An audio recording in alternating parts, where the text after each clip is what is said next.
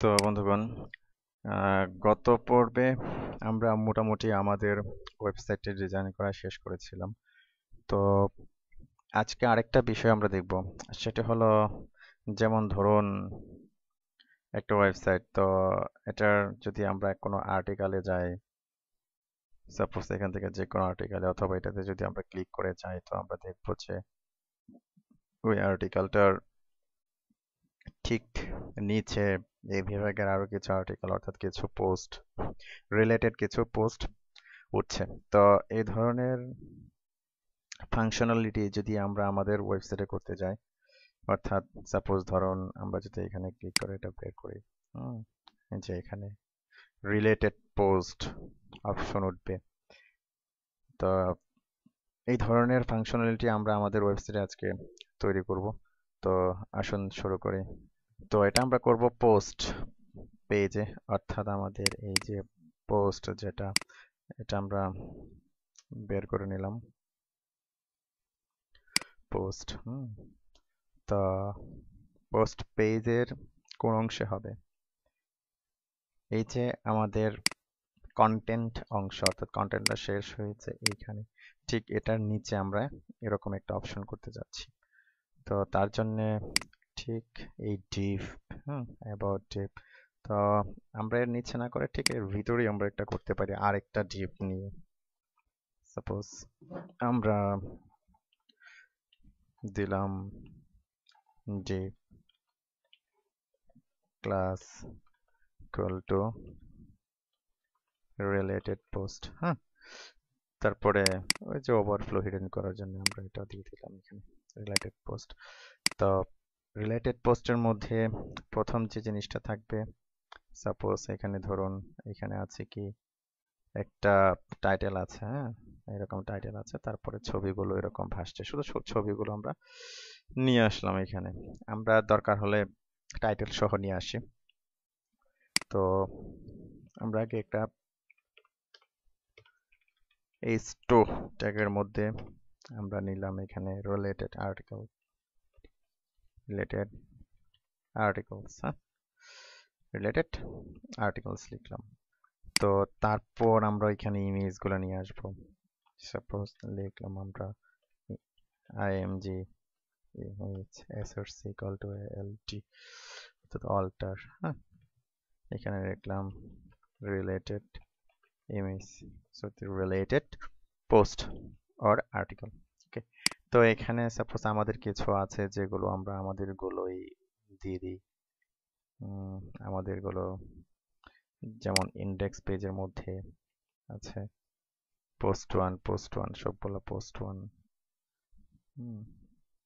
One, যেটা post two, আচ্ছা ওকে, আমরা এটা নিয়ে নিই।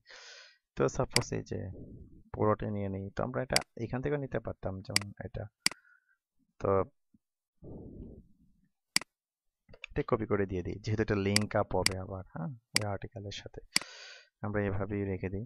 তো এটা আরো অনেকগুলো হবে। ওকে, 1 2 3 4 5 6, 6টা দিলাম আপাতত। Okay fine. তো এখন যে কাজটি করতে হবে, কি আছে এখানে, আমরা এভাউট, এভাউট স্টাইলে যাব, কন্ট্রোল এন, আমরা এখানে লিখব ডট অ্যাবাউট, এই যে অ্যাবাউট চলে আসছে। তো অ্যাবাউটের ভিতরে আমরা এটা নিলাম রিলেটেড পোস্ট, তো আমরা এখানে দিলাম রিলেটেড পোস্ট। তো রিলেটেড পোস্টের মধ্যে আমাদের আর কি কি স্টাইল আছে, s2 আছে, তারপর img আছে। তো রিলেটেড পোস্ট s2 এর জন্য একটা, হুম s2, তারপর আবার img এর জন্য আমরা আবার একটা দেব img, ইমেজের জন্য একটা। Okay fine. তো আসুন এটা সেভ, সেভ হয়েছে। তো আমরা যদি এখন ব্রাউজারে রিফ্রেশ করি, আমরা দেখবো যে আর্টিকেলগুলো কি, আর্টিকেলের যে ইমেজগুলো, অর্থাৎ আমরা যে ইমেজগুলো দিয়েছি ইমেজগুলো চলে আসছে। তো s2 দেওয়ার কারণে এই যে আমাদের s2 যে এখানে যে স্টাইলটা দিয়েছিলাম সেই স্টাইলটা সে এখানে নিয়ে নিয়েছে, আমরা এগুলো চেঞ্জ করে দিতে পারি। তো এখন আমরা এগুলোকে কাজ করব এগুলোতে। হুম এগুলোকে কাজ করব। সাপোজ আমরা এটাকে ধরলাম রিলেটেড পোস্ট আইএমজি, অর্থাৎ এই যে রিলেটেড পোস্ট আইএমজি, আমরা এখানে স্টাইলটা দিয়ে দিয়েছি রিলেটেড পোস্ট আইএমজি। ওকে, তো এটাকে ধরলাম, সাপোজ ওয়াইড দিলাম, উইথ দিলাম সাপোজ 200 পিক্সেল বা ছোট করে দিলাম, অথবা আরো কমিয়ে দিলাম 200 পিক্সেল, এতটুকুই থাক। আচ্ছা, এতটুকুই থাক। তারপর হাইট দিলাম সাপোজ 100 পিক্সেল, ছোট হয়ে গেল, ঠিক আছে। তারপরে মার্জিন বটম দিলাম সাপোজ 20 পিক্সেল। ওকে, অথবা একটু কমিয়ে দিলাম, ওকে, 10 পিক্সেল। তাহলে হলো কি, আমাদের ওই অপশনটা কি চলে আসলো, অর্থাৎ আমরা ওই রকম অপশন তৈরি করতে পেরেছি। তো আমরা এটা কপি করব, রিলেটেড পোস্ট আইএমজি 112 নাম্বার লাইনে আমরা দিয়ে দেব রিলেটেড পোস্ট আইএমজি। ওকে, সেভ দিলাম। তো এখন এইখানে কিন্তু একটা সে ওই যে same post H2 about H2 টা নিয়ে নিয়েছে। তো আমরা একটা স্টাইল দিয়েছিলাম এখানে, এই যেমন ধরুন আমরা এই যে H2, তো এর জন্য আমরা দিয়ে দিতে পারি এরকম। সাপোজ আমরা এটাকে সিলেক্ট করে নিলাম, এই যে হ্যাঁ, সাপোজ আমরা এরকম দিলাম ব্যাকগ্রাউন্ড যদি দেই। ও আচ্ছা, আমরা আমাদের পিক্সিটা ওপেন করে নিই, পিক্সিটা ওপেন করে নিলাম। ওকে, ফাইন। তো এখন এটাকে সাপোজ আমরা ব্যাকগ্রাউন্ড দিলাম আমাদের এই কালারটা, ব্যাকগ্রাউন্ড ব্যাকগ্রাউন্ড এই কালারটা দিয়ে নিলাম, অর্থাৎ এই কালারটা না, সব জায়গায় এখানে এটা দিয়েছে, এটাও এখানে এটা দিই, এই কালারটা দিয়ে নিলাম।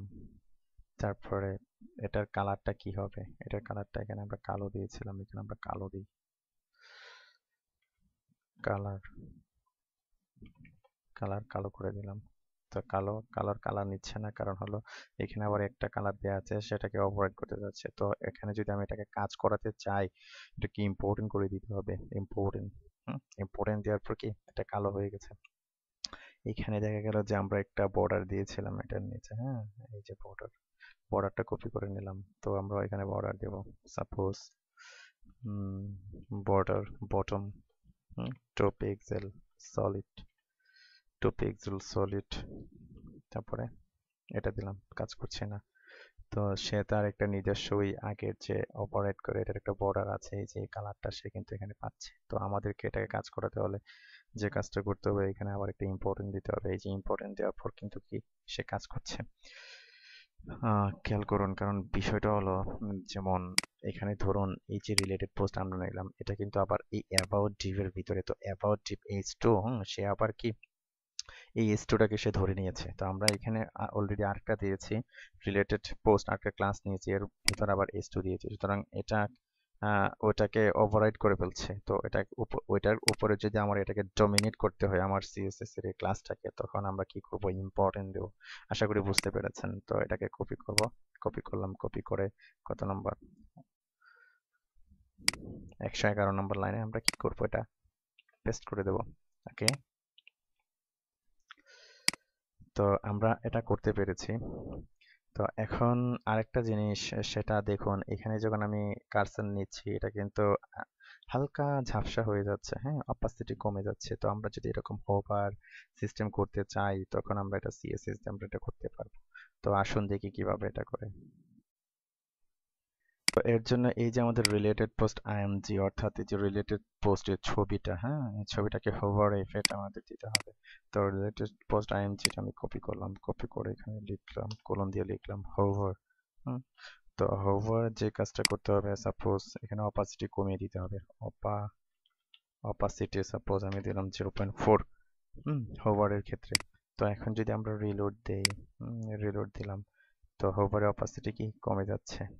তো আমরা এভাবে কি ইমেজে এফেক্ট দিতে পারি। তো আশা করি বুঝতে পেরেছেন। তো আজ এ পর্যন্তই, ধন্যবাদ।